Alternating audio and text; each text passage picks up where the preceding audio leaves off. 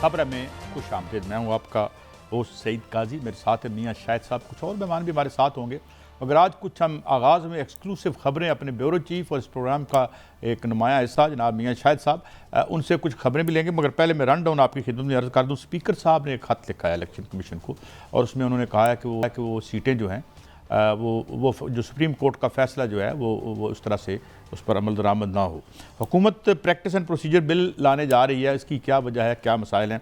और उधर मौलाना इस्लामाबाद से रवाना हो गए हैं, मुल्तान चले जाएंगे और वो अगर जा रहे हैं तो इसका मतलब है कि ये बिल फ़िलहाल तो डोलड्रम में ही है। और फिर इसके साथ ही अभी जो मैं आगाज़ करूँगा स्टोरी से मियाँ शाहिद साहब के साथ कि निगरान सेटअप की बातें हो रही, जहाँ चीज़ें डिफाइंड मियाँ साहब ना हों।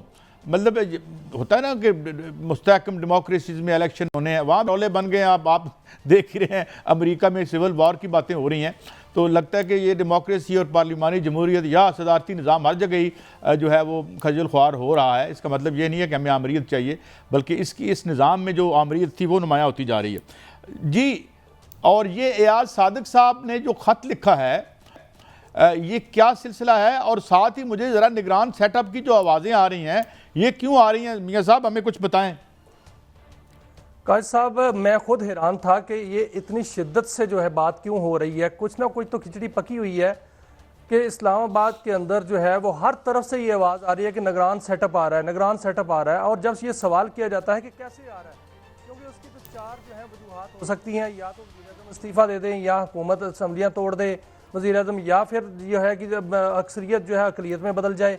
और उस सूरत में अगर अक़लियत में बदलती है तो फिर पीटीआई फ़र्ज़ करें आती है तो वो आप पीपल्स पार्टी के साथ कैसे मिलेगी, फिर भी असम्बलियाँ ही टूटेंगी। तो ये कैसे हो सकता है? लेकिन जब ये सवाल करें किसी से भी, मुख्तलिफ ज़राए से मेरी बात हुई तो मैंने उनसे सवाल किया तो उन्होंने कहा कि ये हो रहा है, निगरान सेटअप आ रहा है और इस हवाले से बहुत सा काम हो चुका है। क्योंकि मौजूदा सेटअप जो है, किस लेवल के सोर्सेज हैं मियां साहब आपके, किस लेवल से बातें आ रही हैं? पार्लिमानी या यानी जो हमारे नुमाइंदे हैं उधर से आ रही हैं, या कोई ब्यूरोक्रेसी की तरफ से आ रही हैं, या कि ये किधर? मैं नहीं कहूँगा कि आप अपना सोर्स जो है वो हम पे यहाँ करें, मगर ज़रा लेवल हमें बता दें कम अज़ कम। देखें काजी साहब, एक तो बात यह है कि अगर पार्लिमान की बात की जाए तो वहाँ वज़रा बहुत परेशान है। मैं सारा कुछ आपको सीक्वेंस से बताता हूँ। अगर प्राइम मिनिस्टर हाउस की बात की जाए तो वहाँ पर जो है वो जितने भी हुकाम हैं वो डे टू डे वर्क कर रहे हैं और वो उनके ख्याल में ये है कि शायद कल इस तरह की सिचुएशन ना हो। दूसरी जानिब जब ये इस तरह की खबरें आती हैं मुख्तलिफ ज़राए से, तो जब उनसे बात होती है और फिर तस्दीक के लिए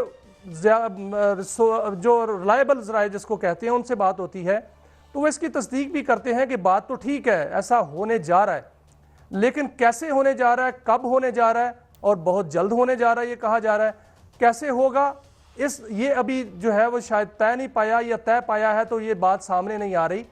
लेकिन ये ज़रूर जो है वो बात सामने आ रही है कि निगरान सेटअप आ रहा है। यस, ये सेटअप जो मौजूदा सेटअप है ये नहीं है मुस्तकबिल में, और ये मुस्तकबिल करीब में जो है इसके बारे में जो फैसला हो चुका है कि ये सेटअप नहीं है। क्यों नहीं है जब पूछा जाता है तो कहा जाता है ये डिलीवर नहीं कर पाया, क्योंकि मुल्क को इस वक्त जिन हालात का सामना है और जिस नाजुक सूरत हाल से मुल्क गुजर रहा है। अच्छा मियां साहब, मुझे कुछ बताया जा रहा है, अल्लाह ताला हमें अपने हिफ्ज़ व अमान में रखे, काकड़ साहब का नाम दोबारा गूंज रहा है, मुशाहिद हुसैन सैयद साहब का भी नाम गूंज रहा है, और साथ कुछ सुना है कुछ इंटरव्यूज़ भी हो रहे हैं मुबैना तौर पर। इनमें कितनी सदाकत है या रूमर मिली चल रही है अभी तक? देखें कायद साहब, जो मैंने सुना है वो शाहिद खाकान अब्बासी का नाम जो है उनका भी है, और मुशाहिद हुसैन सैयद का नाम भी है, काकड़ साहब का नाम भी है। ये तीनों नाम जो हैं वो इस वक्त गूंज रहे हैं, और तीनों नाम ये कहा जाए कि शार्ट लिस्ट हो चुके हैं। और कुछ ज़राए ये भी कहते हैं कि मुशाहिद हुसैन सैयद साहब जो हैं उनको शायद फ़ॉरेन के मामला जो हैं वो सौंपे जाएँ, क्योंकि इन दिनों पाकिस्तान ने, कल आपने देखा कि जो रशिया के डिप्टी प्राइम मिनिस्टर आए हुए हैं, उन्होंने कहा कि पाकिस्तान ब्रिक्स का हिस्सा बनने जा रहा है, और उन्होंने दरख्वास्त दे दी है और हम इसकी हमायत करते हैं। तो मुशाहिद हुसैन सैयद जो हैं वो इस हवाले से बहुत इन है, उन्होंने बड़ा काम किया है। तो ये भी बात सामने आ रही है कि उनको कोई अहम जिम्मेदारी जो है वो सौंपी जाएगी। लेकिन जो नाम आ रहे हैं वो काकड़ साहब का भी नाम और शाहिद खाकान अब्बासी साहब का भी नाम मैंने सुना है कि उनका भी नाम आ रहा है कि उस हवाले से इनसे बात हुई है, नहीं हुई है। ये ज़राए तो ये कहते हैं कि इंटरव्यूज़ हो चुके हैं। इंटरव्यू किस नौइयत के, किस माहौल में हुए और किस तरह हुए, ये अभी सामने आना बाकी है। लेकिन ये ज़रूर कहा जा रहा है कि इसमें बहुत हद तक जो है वो पेशरफ्त हो चुकी है। काजी साहब, लेकिन मियाँ साहब, काकड़ साहब के हवाले से तो मेरे ख्याल में बहुत सी रिजर्वेशन होनी भी चाहिए। जिस तरीके से उन्होंने उनके अंडर जो इलेक्शन हुआ, हाँ फर्मा बरदारी तो खैर उनकी है ही, लेकिन मुशाहिद हुसैन सैयद इसलिए कि ये चाइनीज़ इस्टेब्लिशमेंट के भी करीब हैं और अमेरिकन इस्टेब्लिशमेंट के भी बड़े करीब हैं। ये दोनों के लिए एक्सेप्टेबल होंगे, ये दोनों तरफ खेल लेते हैं। और हमारा बड़ा मसला चाइना के माबैन भी जो है वो और अमेरिका के माबैन भी एक इशू रहता है। तो ये ज़्यादा करीन क्यास लगता है। अलबत्ता शायद खाकान अब्बासी साहब जो है वो भी आप समझते हैं कि एक बड़े अहम या इम्पॉर्टेंट उम्मीदवार हैं, ये कह रहे हैं आप? सब बिल्कुल वो अहम उम्मीदवार हैं, क्योंकि वो पहले वज़ीर आज़म भी रह चुके हैं, सियासतदान भी हैं और बड़े हम्बल भी हैं और मामलात को समझते भी हैं, मामला फ़हम भी हैं। और उनके ताल्लुकात जो हैं वो भी अमेरिकन के साथ जो हैं बहुत अच्छे हैं।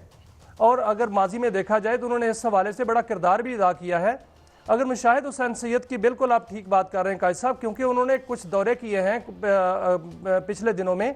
वो चाइना के दौरे थे। आपने देखा कि जब यहाँ पर चाइनीज़ मिनिस्टर आए थे और उन्होंने आके एक पूरे तमाम जमातों का एक इजलास जो है बुलाया गया और वहाँ पर जो है वो बातचीत हुई थी, कौमी एक इत्तफाक़ राय हुआ था। तो वो भी उससे पहले मुशाहिद हुसैन सैयद जो हैं वो वहाँ से होकर आए थे और जिस फ्लाइट में वो आए थे उसी में मुशाहिद हुसैन सैयद भी थे। तो ये मामला जो है वो बहुत आगे तक जा रहे हैं और मुशाहिद हुसैन सैयद इस वक्त फेवरेट है, बल्कि कहा जाए कि मोस्ट फेवरेट है। वो इसलिए कि पाकिस्तान को इस वक्त अमेरिका की भी ज़रूरत है और चाइना की भी। हमने ब्रिक्स में भी जाना है, तो ये सारा जो मामलात हैं वो मुशाहिद हुसैन सैयद बेहतरीन अंदाज से इसको देख सकते हैं। बहुत से नाम इसके अलावा ज़ेर गौर थे, लेकिन वो नाम जो है ड्रॉप हो चुके हैं, जो मेरे ज़राए कहते हैं। मुशाहिद हुसैन सैयद जो हैं उनका नाम जो है मोस्ट फेवरेट है इस हवाले से कि उनको बड़ी जिम्मेदारियां सौंपे जाने का इम्कान है, क्योंकि इस वक्त इस सेटअप में कोई भी ऐसी शख्सियत मौजूद नहीं है और इनका टेस्ट हो चुका है कि जो इंटरनेशनल मामलात को भी देखे और पाकिस्तान को उस मामलात में लेके चले। क्योंकि इस वक्त पाकिस्तान जिस नहज पर खड़ा है उन्होंने फैसला करना है हमने कि हमने कहाँ पर फ़ाल करना है, किसके साथ जो है वो हमने तजारत करनी है।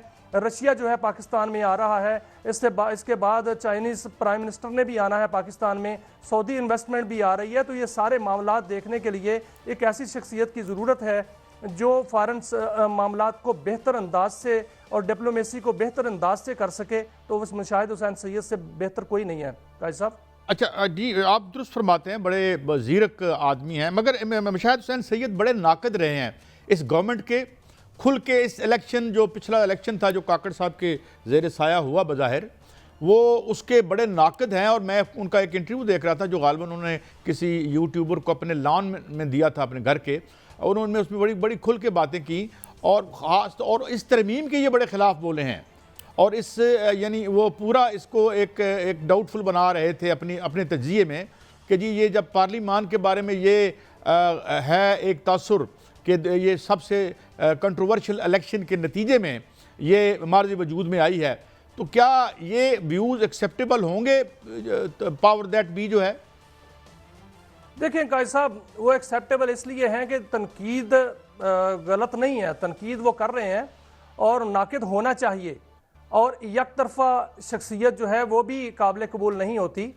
सबसे ज़्यादा उनकी अहमियत इसलिए है कि वो बैरूनी दुनिया को बेहतरीन अंदाज से जानते हैं, और सिर्फ वो जानते नहीं, उनके ज़ाती ताल्लुकात भी हैं। चाइना में उनकी पेनिट्रेशन बहुत ज़्यादा है। अच्छा मियाँ साहब, मैं अभी आपको रोकूंगा यहाँ पे क्योंकि हमें कानूनदान जनाब अज़हर सिद्दीक साहब ने ज्वाइन किया है। बहुत शुक्रिया अज़हर सिद्दीक साहब। एक तो मुझे ये अब बताएं कि आज आप कन्वेंशन में यकीनन होंगे, जो कन्वेंशन हुआ वहाँ पे नारेबाजी भी खासी लोग उस पर मोतरज़ हैं जो हो रही थी, और एक कन्वेंशन कल उधर गालिबन प्रो हुकूमत हुआ।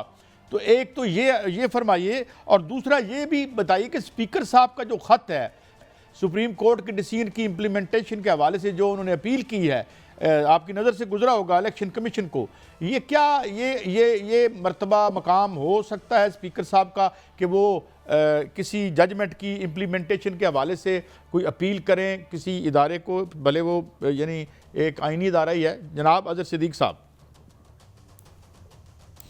बहुत शुक्रिया काजी साहब। मेरी जो कि आज इमरान खान साहब से मुलाकात प्लान थी, इमरान खान साहब और बुशरा बीबी से बड़ी मेरी तफसीली बड़ी लंबी मेरी मुलाकात रही है। 2 चीज़ें तो बता दूँ कि मखसूस नशिस्तों के हवाले से ये हक पाकिस्तान तहरीक-ए-इंसाफ का है, इमरान खान साहब को बड़ा बड़ा क्लियर है। और जो आपको पता है कि जो इन्होंने कानून बनाया उसको कानून ऑलरेडी चैलेंज हो चुका हुआ है। लाहौर हाई कोर्ट में भी मामला ज़ेर-ए-इल्तिवा और इस्लामाबाद हाई कोर्ट में भी ज़ेर-ए-इल्तिवा है। जो पहली जो बात मैं आपके सामने एक बात रख दूँ, जो नारे लगे हैं ना, पाकिस्तानी तारीख में पहला चीफ जस्टिस है कि जो जिनके अपना ना आने के ऊपर जिनके वाला रेफरेंस हो रहा था, तो इनकी फेवर में बड़ी और अजहर बड़े सिद्दीक खुल के साहब, लोग आए आपने थे। सुप्रीम और कोर्ट ये भी एक पाकिस्तानी तारीख पिटीशन जो है वो दायर की है। इमरान खान साहब से आपकी मुलाकात हुई है, क्या मैसेज दिया उन्होंने आज? खान साहब ने खास बात क्या की है, क्योंकि अब ये खबर तो एक्सक्लूसिव बन गई, आप अभी उनसे मिलके आ रहे हैं। अच्छा, खान साहब तो बड़ी वाज़ेह तौर पर एक तो 21 का जलसा होना है। आज सियासी शख्सियत जितनी आई थी किसी को मिलने नहीं दिया गया। असद कैसर आए थे, मोहम्मद कामिल खान बचर साहब आए हुए थे, रऊफ हसन आए हुए थे और मुबारक ज़ेब आए हुए थे। किसी सियासतदान को मिलने नहीं दिया गया और मुझे ही मना किया गया कि सियासी गुफ्तगू नहीं करनी। लेकिन मैं जितनी गुफ्तगू कर सकता था वहाँ बड़ी वज़ाहत के साथ बता दूँ, इस बात को खान साहब ने बहुत पसंद किया है कि आईनी तरमीम जो है जो चैलेंज कर दिया है। और जो कि चैलेंज जो किया है वो मोहम्मद अहमद खान बच्चर साहब की तरफ से, शेख इम्तियाज़ की तरफ से, मैंने खुद चैलेंज किया है और सोसाइटी की तरफ से चैलेंज किया है। और ये जो इख्तियार जितना भी ऐलान कर रहे हैं, जो आइन का तिया पांचा करने लगे हैं, ये मिसाके जमहूरियत की खिलाफ वर्जी। एक तो पहले वजाहत के साथ ये भी बड़ी डिटेल में डिस्कशन हुई है और इमरान खान साहब ने एक बात बड़ी वाज़ेह की है, जो मिसाके जमहूरियत की बड़ी बातें करते हैं, बताए कौन सी है। कॉन्स्टिट्यूशनल कोड के अलावा और कोई एक बात बता दें, एक दूसरे की नेगेशन है। और अगर कॉन्स्टिट्यूशन कोड बनाने भी हैं अगर, तो भाई वो पहले आप स्टेक होल्डर के साथ गुफ्तगू करें, तब की बातें। अभी इमरान फिलहाल खान ये साहब ने बानी पीटीआई ने मौलाना फजलुर रहमान के जो किरदार पर जो है वो शक का इजहार किया था, तो उससे बात हुई आज? नहीं, उस हवाले से नहीं गुफ्तगू हो सकी, मैं पहले बता दूं आपको, क्योंकि ओवरऑल फ्रीज हुई है आवाज़ थोड़ी सी। अजहर सिद्दीक साहब मेरे ख्याल में रास्ते में है, मगर मियाँ साहब दोबारा हम राब्ता उनसे बहाल करते हैं। तो इम्पॉर्टेंट बात जो उन्होंने कही कि 21 का जलसा होगा, हालांकि मेरे पास खबरें ये और मेरे ब्यूरो चीफ लाहौर के बता रहे थे कि यहाँ शाहदरा में कंटेनर लगने शुरू हो चुके हैं और पीटीआई के लोग बता रहे हैं कि उनमें पकड़ धक्कड़ का सिलसिला भी शुरू हो चुका है। मेरे ख्याल में देखें मियाँ साहब, ये पॉलिसी तो हमें नहीं देती ज़ेब, जो पॉलिटिकल लोग हैं, ताकत में आते भी हैं बाहर भी जाते हैं। कल PMLN एक पार्टी के तौर पे मौजूद तो है, कल ये भी जलसा करेगी, तो ये रवायत तो खैर नहीं होनी चाहिए। लेकिन ये इन्होंने चैलेंज कर दिया हुकूमत का प्रैक्टिस एंड प्रोसीजर बिल। अब दोबारा हम उनसे रब्ता करते हैं, उनसे ये पूछेंगे कि ये जो खत है स्पीकर साहब का, ये किस हद तक क्या ये खुदा न खास्ता स्पीकर साहब का भी आईनी ओहदा है? जी अच्छा, अब आप ज़रा थोड़ी डिटेल बताएं। आप जो मियाँ शाहिद साहब बात कर रहे थे कि ये तो फिर क्यों आपाधापी सी पड़ गई है, कभी स्पीकर साहब खत लिख रहे हैं, निगरान सेटअप, ये क्या है?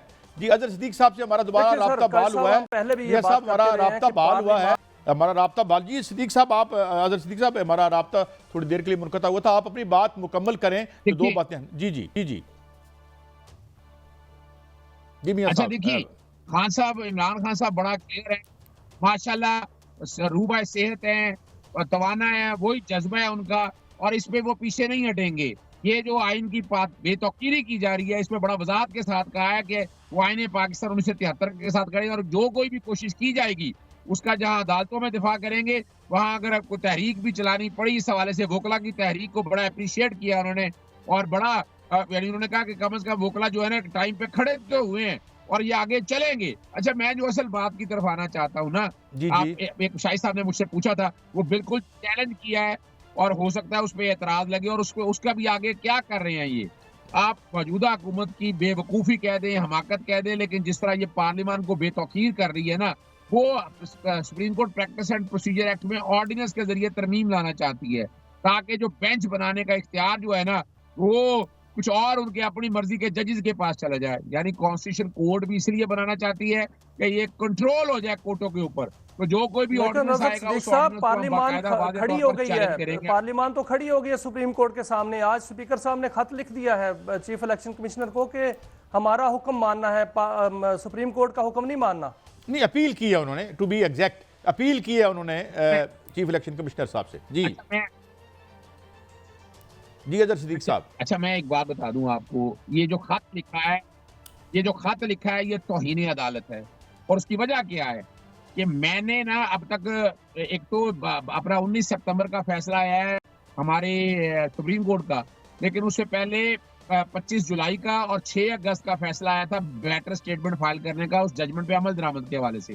लाहौर तो ये हाई कोर्ट तौहीन ने भी अदालत 30 किस पर अगस्त लगेगी को सर? जवाब क्या मांगा था स्पीकर पर या इलेक्शन कमीशन पर? सर, अपना इलेक्शन कमीशन के ऊपर भी और स्पीकर के ऊपर भी। स्पीकर ने अपने इख्तियार से तजावुज किया, उनका क्या काम है इस तरह के खत लिखने का? उन्होंने किस कैपेसिटी में ये खत लिखा है? उन्होंने फैसला पढ़ा नहीं है। फैसला मैं बाकायदा जितने मैंने खत लिखे हैं ना, सारे के सारे मैंने स्पीकरों को भी भिजवाए हैं कि उन पे भी पाबंदी है। मखसूस रिश्ते जो है वो पाकिस्तान तहरीक इंसाफ का हक है, वो कोई और नहीं ले सकता। और जो आईनी तरमीम की है, वो आईनी तरमीम तो बाद की बातें है ना। इलेक्शन कमीशन ने चौके तौहीन अदालत को भी ऑलरेडी कर दी हुई है और डेलिबरेटली वो डिफाइंस कर रहा है। वो अगर देखा जाए तो इसमें तो कोई डाउट नहीं है, इलेक्शन कमीशन ने तौहीन अदालत कर दी और हम इसकी तौहीन अदालत की प्रोसीडिंग जो है वो दायर करने जा रहे हैं, ये भी मैं बता दूं आपको।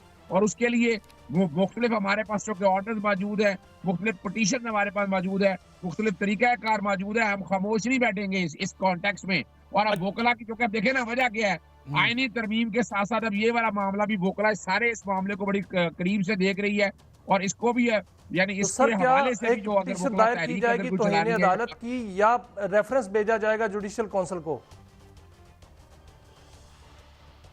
देखिए, रेफरेंस हमने पहले भेज दिया हुआ है। इलेक्शन कमीशन तो अपने और मामलात में और आईनी वायलेशन में बढ़ता जा रहा है। रेफरेंस तो 430 सफ़ों का मैंने भिजवाया हुआ है, वो सुप्रीम जुडिशल काउंसिल में चीफ जस्टिस साहब है, वो लगा नहीं रहे। वो लगाना चाहिए उनको। अब ये देखे ना, ये रेफरेंस अच्छा, एक और मुझे अजहर सिद्दीक साहब अहम बात है, एक आज कन्वेंशन हुआ, बड़ा चार्ज था जो वहाँ पे नारेबाजी भी हुई, कुछ लोग उससे नाला भी हैं नाम लेके, तो मैं हम भी शायद यानी अगर वो ना होता तो बेहतर होता। मगर ये फरमाइए कि क्या वकला तहरीक इज़ ऑन दी कार्ड्स, और ये होगी तो इसकी नोयत किस किस्म की होगी, क्योंकि जो इलेक्टेड बॉडीज़ हैं वो आपके साथ नज़र नहीं आ रही। अच्छा, अगर आपको काजी साहब याद हो 2007 की लॉयर्स मूवमेंट अगर आप देखें तो उस वक्त भी पाकिस्तान बार काउंसिल हमारे साथ नहीं थी, सुप्रीम कोर्ट बार एसोसिएशन हमारे साथ नहीं थी। आपको पता है इसके लिए अपना लॉयर्स अपना नेशनल लॉयर्स कमेटी बनी थी, लॉयर्स की कमेटी और कमीशंस बने थे, उन्होंने लॉयर्स मूवमेंट चलाई थी। और उसमें देखे जितने लोग थे, अली अहमद कुर्द साहब इधर खड़े हैं, हामिद खान साहब इधर खड़े हैं, और उसके अलावा बाकी जितने भी उस स्टॉलवर्ड या लीडर्स थे वो सारे यहाँ पर खड़े हैं। और इसमें वोकला तहरीक का पीछे नहीं हटेगी। और हमारे पर बार काउंसिल या बार एसोसिएशन का कोई ताल्लुक नहीं है। बार एसोसिएशन जो है वो हुकूमती एजेंडा लेकर चल रही है। उन्होंने यानी आज पाकिस्तान बार काउंसिल ने भी जो रिलीज दिया बड़ी हैरान कुन है। यानी उसके अंदर कौन लोग है? आजमदीन तर्ड, उसके अंदर कौन लोग है? अपना फारूक नाइक, जरा गौर तो करे ना। और सुप्रीम कोर्ट बार एसोसिएशन है, हमारी बार है, लेकिन उसके अंदर भी जो लोग ज्यादातर खड़े हैं वो हुकूमती एजेंडे पे चल रहे हैं। और जो सही क़यादत है वो ये लॉयर्स मूवमेंट के हवाले से, ये क्या जो आज लाहौर में इकट्ठी हुई थी, ये वो वकला की सही क़यादत है जो ग्राउंड पे काम कर रही है और ये पीछे नहीं हटेंगे। हम बता दें आपको, अली अहमद कुर्द मेरे ख्याल में एक अहम इजाफा है आप में, यानी अली अहमद कुर्द साहब बड़े, यानी आप जानते हैं बड़े फायरी और स्पीकर भी हैं और बड़े, तो ये भी एक आप समझते हैं कि ये इस तहरीक में एक महमेज का काम देंगे अगर आप चलाते हैं तो? देखिए, इसमें तो कोई शक नहीं है। लॉयर जो हमारे यहाँ याद रख लीजिएगा, मेजॉरिटी यंग लॉयर्स और ये सारे हवाले से इमरान खान के साथ हैं और वो अदलिया की आज़ादी के लिए, और ये जो अब पार्लियामेंट एनक्रोच करने जा रही है, यानी हमेशा याद रखिएगा ये अब पार्लियामेंट यानी बेसिकली लॉयर लड़ाई शुरू हो चुकी हुई है इस वक्त। और वहां पर वोकला खड़े हुए थे। और अगर आज आसमा जानकी जिंदा होती तो वो भी एक बड़ी इम्पोर्टेंट वॉइस थी उनकी। अदर सिद्दीक साहब, it is always a great pleasure to have you on the show. बहुत सी खबरें थी आज, बानी पीटीआई से वो मिल के आए हैं, जलसा जो है वो उस पर पीटीआई अभी तक पीछे नहीं हट रही, मगर उधर से हुकूमती या इंतज़ामी मेजर्स शुरू हो चुके हैं। और ये भी देख रहे हैं हम कि लॉयर्स मूवमेंट चलाने का भी एक फ़ैसला लगता है हतमी शक्ल अख्तियार कर रहा है पीटीआई के जो लॉयर्स हैं उनकी तरफ से। एक ब्रेक की तरफ बढ़ते हैं, वापस आएंगे, बहुत से मामलात हैं, निगरान सेटअप भी मज़ीद बात करेंगे। और मौलाना इस्लामाबाद से रुखसत हो गए हैं, तो अब क्या बनेगा उस आइनी तरमीम का, एक ब्रेक के बाद।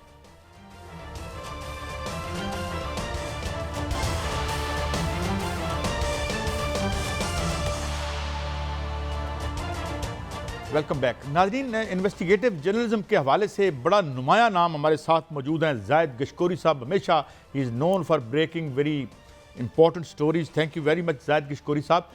हजूर ये फरमाइए कि मौलाना तो आज मेरे ख्याल में आज़म मुल्तान हो चुके हैं और जो उनकी स्टेटमेंट मेरे सामने अभी आई है कि वो बड़े एडमेंट हैं और वो ये कह रहे हैं कि अगर मैं इसकी सपोर्ट करता इस आइनी तरमीम की तो कौम से ख़यानत होती। तो क्या ये राय उनकी बदल भी सकती है, या आप अभी बात हो रही थी आपसे ऑफ द स्क्रीन, आप समझते हैं कि एक भरपूर कोशिश होगी और आइनी ये तरमीम पास भी हो जाएगी? आपके पास क्या खबरें हैं गशकोरी साहब? एक तो कारी साहब आपका बहुत शुक्रिया मियाँ साहब। देखिए बिल्कुल एक बड़ी भरपूर कोशिश होगी हुकूमत की जानिब से और मौलाना साहब के पास बड़े ऑप्शन हैं। उनकी सियासत और उनके पास एक मैजिक नंबर है और इसी तरह का मैजिक नंबर है जिस तरह से सेंटर में पाकिस्तान पीपल्स पार्टी के पास है। जहां मौलाना साहब जाएंगे वो पलड़ा भारी होगा और मौलाना साहब के पास कई ऑप्शन है। हुकूमत उनको राजी भी कर लेगी, मुझे लगता है कर लेगी। उनके पास कई ऑप्शन है जो उनको बताए भी गए हैं और मौलाना साहब मीडिएटिव एक वे आउट चाहते हैं, अपनी सियासी बका भी जारी रखना चाहते हैं इसी मोमेंटम के साथ। और एक तरफ तो वो बलूचिस्तान ये तरमीम हो जाएंगी पास। इस स्टेज पे पाकिस्तान की सियासी सूरत हाल में कोई बात हतमी नहीं होती, लेकिन हमने तमाम नामुमकिन पॉसिबिलिटीज को मुमकिन होते देखा है गुज़श्ता 4-5 साल में पाकिस्तान की पार्लियामेंट में। और इस तरह से किरदार आ जाते हैं जिस तरह से सेनेट चेयरमैन सादिक संग्रानी उस वक्त के बच गए थे नो कॉन्फिडेंस मोशन से। इसी तरह से ये नंबर जो मैजिक नंबर के लिए हुकूमत को एक मैजिक ही चाहिए था, जो हुकूमत का होमवर्क पूरा नहीं था। हुकूमत ने अपने 2-3 साथियों को जो टास्क दिया था उनका पार्लियामेंट्री सियासत में शायद इतना तजर्बा नहीं था जिस वजह से ये कामयाबी हासिल नहीं हुई। और हमने देखा कि सदर सरदारी भी इसमें ज्यादा इंगेज नहीं हुए, नवाज शरीफ भी दूर बैठे रहे, खुद वजीर आजम भी इसमें ज्यादा इन्वॉल्व नहीं थे। ये एक मॉक एक्सरसाइज थी जो जानबूझ के गवर्नमेंट की तरफ से अटेम्प्ट की गई थी। 2-3 उन्होंने ड्राफ्ट तैयार किए हुए थे, वो देखना चाह रहे थे कि रिएक्शन इसका कितना आता है, मौलाना साहब कितना साथ खड़े होते हैं और उनके कार्ड्स और डिमांड्स क्या हैं। तो ये एक ऐसी एक्सरसाइज जो गवर्नमेंट को भी फायदा हुआ इसका और अपोजिशन को भी एक अंदाजा हुआ कि उनके उसमें कितना वजन है। मुझे लगता है कि अक्टूबर के हफ्ते में एक और अटेम्प्ट होगी और मौलाना साहब तो जाहिर है एक फोकस पॉइंट है पहले ही है। गशकोरी साहब एक और अहम खबर अभी आ रही है, मैं अभी देख रहा हूँ कि उधर अली अमीन गंडापुर साहब ने कहा है कि कम वक्त में हम लौ लश्कर से आएंगे पंजाब में जलसा करने के लिए। उधर से इमरान खान साहब का बयान मुझे किसी तरफ से आया है, अभी बात तो पूरी नहीं, अभी मिल के भी आए हैं उनको सिद्दीक साहब। वो कह रहे हैं भाई अगर मैं 15 माह से जेल में हूँ तो तुम भी एक माह ठहरो जेल में और गोया यानी हर कीमत पर जलसा करें। तो ये टकराव की सूरत हाल बनती नजर आ रही है आपको? मेरे पास जो मालूमात है मैं ज्यादा टकराव नहीं देखता। जलसा हो जाएगा और उसका मोमेंटम भी बनेगा, जिस तरीके से यहाँ पर जलसा हुआ है वहां पर भी होगा। और ये तहरीके इंसाफ के लिए बहुत जरूरी है, उसकी सियासी बका के लिए और मोमेंटम रखने के लिए। लोगों में एक मोस्ट पॉपुलर पार्टी है, पॉपुलैरिटी उसकी हर आए दिन से बढ़ रही है। गवर्नमेंट के पास एक मौका जरूर आया है कि स्टॉक एक्सचेंज की सूरत हाल भी बेहतर है, पेट्रोल की इंटरनेशनल प्राइसेस कम हुई हैं, आवाम को रिलीफ देने के लिए गवर्नमेंट के पास एक अच्छा मौका है। अगर वो 2 हफ्तों में कुछ कर पाती है तो गवर्नमेंट का एक ऐसी बका रहेगी जिससे लोगों को उम्मीद बंधी रहेगी। लेकिन गशकोरी साहब आपने फरमाया कि तरमीम के लिए एक कोशिश होगी अक्टूबर में। अगर वो कोशिश नाकाम हो जाती है, जिस तरह 15 सितंबर को हमने देखा कि पूरी रात तकरीबन जो है पूरा जोर लगाया रात को भी, लेकिन वो नाकाम होगी, अगर दोबारा नाकाम हो जाती है तो फिर क्या होगा? देखिए ये बहुत $1 मिलियन क्वेश्चन है। यही आप एज ए रिपोर्टर और जर्नलिस्ट जानना चाहते हैं, कोशिश भी करते रहे, मैं भी कर रहा होता हूँ कि क्या होगा अगर नहीं होता है। तो जाहिर है गवर्नमेंट कमजोर रहेगी, पीटीआई डोमिनेट करेगी और फिर हो सकता है कि मुल्क के अंदर कोई सियासी तब्दीली आपको नजर आए, या तो गवर्नमेंट जो है वो कोई आपको गवर्नमेंट के अंदर तब्दीली नजर आए, वजीर आजम आपको हो सकता है कोई लीड करने वाला मुख्तलिफ आए, हो सकता है नवाज शरीफ खुद मैदान में उतर आए और कमांड चेंज हो और फिर 2-2.5 की सिचुएशन हो, क्योंकि PMLN जो है वो with the passage of time अपनी सियासी अहमियत खोती जा रही है। अगरचे पंजाब में उनके पास हुकूमत है, कोई आपको खातिर खा जो इतना एग्रेसिव स्टेप्स नजर नहीं आते हैं, हर तरफ जो है वो ना। अच्छा कशकोरी साहब, एक और भी रूमर मिल चल रही है और वो ये है कि मुमकिन है इनको वोट ऑफ कॉन्फिडेंस लेने के लिए कहा जाए और वो ना हो सकें और फिर एक अल्टरनेट किया जाए, क्योंकि इस हुकूमत का ये तो अब आम पब्लिक की बात है, तकरीबन तमाम महाजों पे सिवाय IMF की जो हमें डील मिली है, तो क्या ऐसी भी कोई बातें हवा में हैं? नहीं, मैं नहीं समझता। देखिए, नो कॉन्फिडेंस तो एक पाकिस्तान पीपल्स पार्टी अगर ये समझती है कि वो हुकूमत बनाना चाहे, पाकिस्तान पीपल्स पार्टी बिल्कुल सेंटर में इस पोजीशन में नहीं आना चाहती कि इस तरह की सूरत हाल में वो यहाँ सेंटर में कमांड संभाल ले, या वज़ीर आज़म को कहा जाए कि आप नो कॉन्फिडेंस वोट लें और पाकिस्तान पीपल्स पार्टी वोट ना दे, तो जाहिर है सेंटर में वज़ीर आज़म या PMLN की गवर्नमेंट नहीं रहेगी। तो कौन आएगा? क्या पाकिस्तान तहरीक इंसाफ आएगी?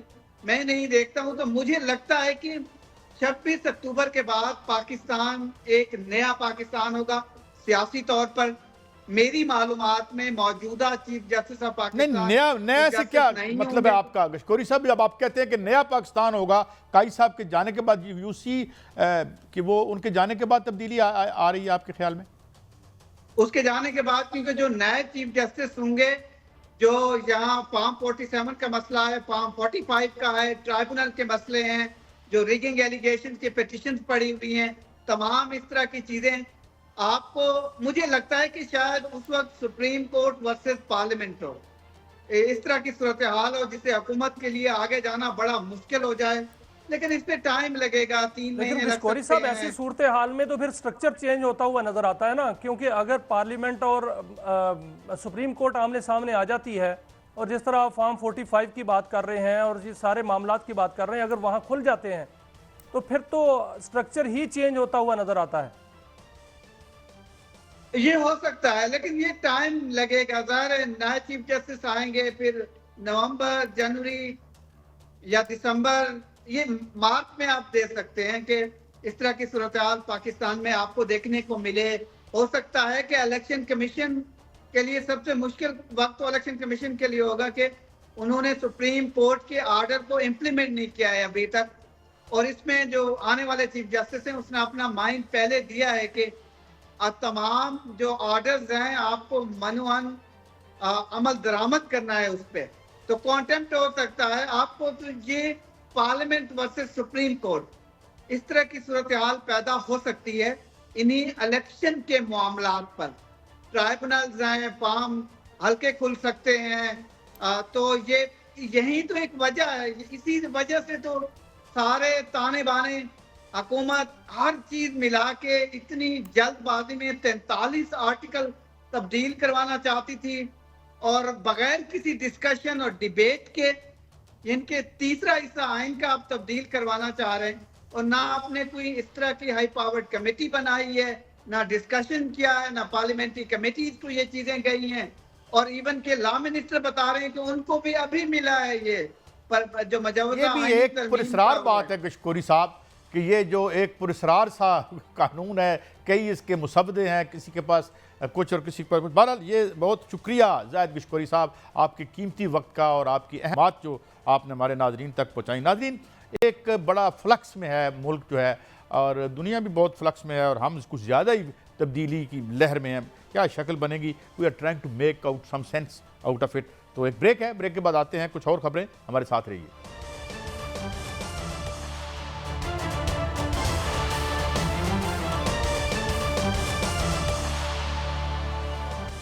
Welcome back.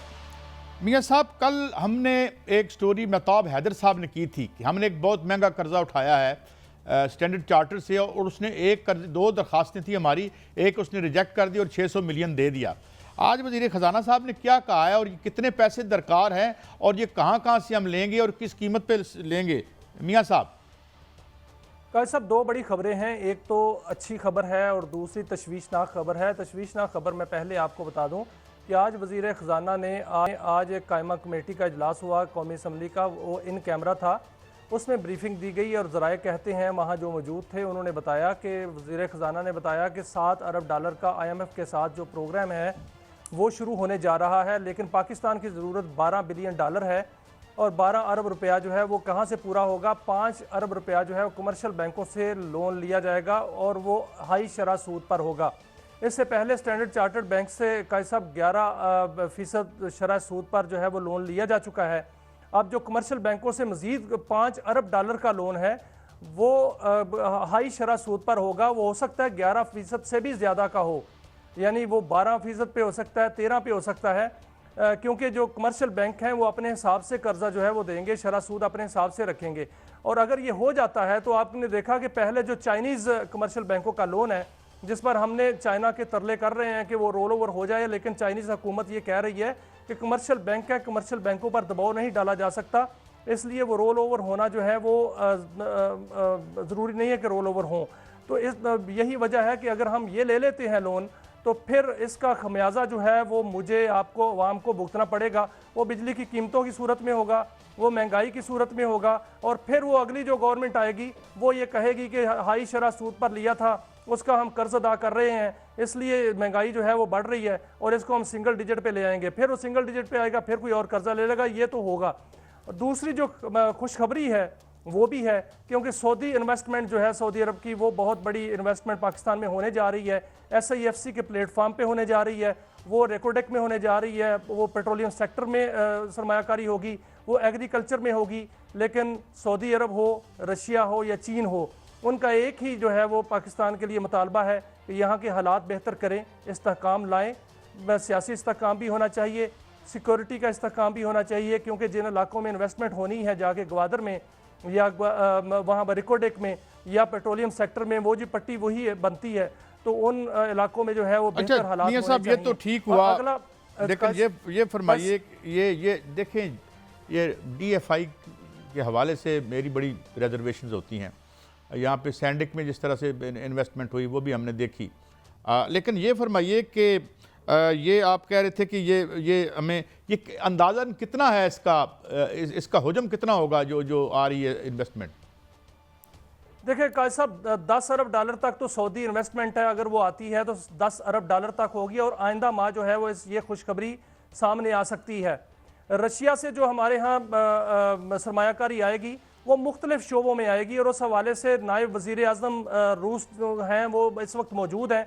मुमकिन है कि आइंदा हफ्ते उनका कोई बड़ा ओहदा जो है वो पाकिस्तान का दौरा करे, और चीन के जो वज़ीर आज़म आ रहे हैं वो भी पाकिस्तान आ रहे हैं, वो भी इन्वेस्टमेंट करेंगे और CPEC 2 जो है उसको आगे लेके चलेंगे। लेकिन जो सबसे ज़्यादा इन्वेस्टमेंट है वो सऊदी अरब की है, और सऊदी अरब जो है वो तीन। अच्छा, थोड़ा सा मैं सियासत को टच करते हैं जाते जाते प्रोग्राम के आखिर में। रमेश कुमार साहब, आप जानते हैं कि हमेशा हवा का रुख देख कर चलते हैं, बड़े ज़ीरक सियासतदान हैं। वो कह रहे हैं अगले 5-10 दिन में कुछ बड़ा होने जा रहा है, वो पीपल्स पार्टी 15 दिन की बात कर रहे हैं। तो ये क्या ये आपकी उस बात से बात जुड़ी हुई है जो आप कह रहे थे, जो हवा में चल रही हैं बातें निगरान से? देखिए काजी साहब, ये बातें हवा की नहीं है, ये बातें ज़रूर हैं, क्योंकि बात उस वक्त होती है जब कुछ ना कुछ हो, धुआं उस वक्त निकलता है जब कहीं आग लगी हो, कोई ना कोई खिचड़ी ज़रूर पकी है। हमने इससे पहले भी ये बात की है काजी साहब कि कोई खिचड़ा या खिचड़ी पकी हुई है या पक रही है, क्योंकि बात एक नहीं हो रही, एक शोबा नहीं कर रहा, जर्नलिस्ट बात नहीं कर रहे, ये तमाम शोबों के लोग जो हैं वो ये बात हो रही है कि कुछ होने वाला है।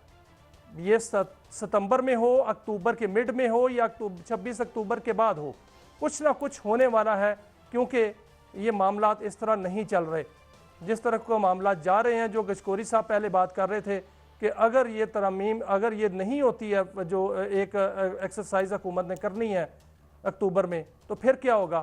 फिर यही होगा कि ये शायद हुकूमत ना रहे और वो कोई तब्दीलियां आ जाएं। अच्छा, बाद सीनियर जर्नलिस्ट ये कह रहे हैं मियां साहब कि अगर ये तरमीम हो भी गई, सुप्रीम कोर्ट और पार्लिमान की लड़ाई वो तो खुल के सामने आ गई स्पीकर साहब के खत के साथ ही, उधर आज जो अंदर की खबरें आप भी हमें बता रहे थे मुझे कि अंदर जो मीटिंग हुई है वो भी इनडिसीजन था, उसमें इलेक्शन कमीशन कल पे डाल दिया है, मगर इंडिया ये है कि वो भी इस पर अमल दरामद करते नज़र नहीं आते। उधर से खान साहब ने जो है ऑर्डर कर दिया है कि निकलें और सारे जो है यानी गिरफ्तारियां होती हैं, गिरफ्तारियां हों, तो ये एक अजीब सी खिचड़ी मुझे आपने आज नई इस्तिलाह दी है। ये तीन तरफ से जो काम आ रहा है इसमें से कुछ ना कुछ तो निकलेगा मियां साहब। काजी साहब देखिए, आज बानी पीटीआई ने कहा है, अली मीन गंडापुर को पैगाम दिया है कि हुकूमत जाती है तो जाए। ये एक बहुत बड़ी बात है। अगर ये बात है तो फिर आप देख रहे हैं कि अगर ये सब कुछ होता है, पार्लिमान और जो सुप्रीम कोर्ट है वो आमने सामने आ जाती है, जो कि आ रही है। आज जो खत लिखा है स्पीकर ने उससे वाज़ेह नजर आ रहा है कि अब इलेक्शन कमीशन क्या करेगा। इलेक्शन कमीशन अगर पार्लिमान की नहीं मानेगा तो तौहीन पार्लियामेंट हो गया, अगर वो उसकी नहीं मान रहा, जो कि नहीं मान रहा, तो फिर तौहीन अदालत होगा। अब इलेक्शन कमीशन ने कोई एक फैसला करना है और नजर आ रहा है कि इलेक्शन कमीशन पार्लियामान के साथ जाएगा। अगर वो पार्लियामान के साथ जाएगा तो दूसरी जानिब जो लड़ाई होगी और जो फैसला आना है, काजी साहब सबसे बड़ा बात यह है कि जो तफसीली फैसला आना है, अगर उसमें कोई बड़ी संगीन बात लिख दी गई और उसमें लिख दिया गया कि फलां आइन की खिलाफ वर्जी हुई है, तो फिर क्या होगा? उसके नताइज नहीं होंगे, उसके बड़े दूररस नताइज होंगे। यकीनन ये आने वाले दिन मियां साहब बड़े इंपॉर्टेंट हैं हमारे लिए, और जाहिर है ये किसी तरफ चीज़ को जाना। ये था हमारा हफ्ते का आज आखिरी शो था। मंडे को फिर आपसे मिलेंगे। अल्लाह हाफिज़।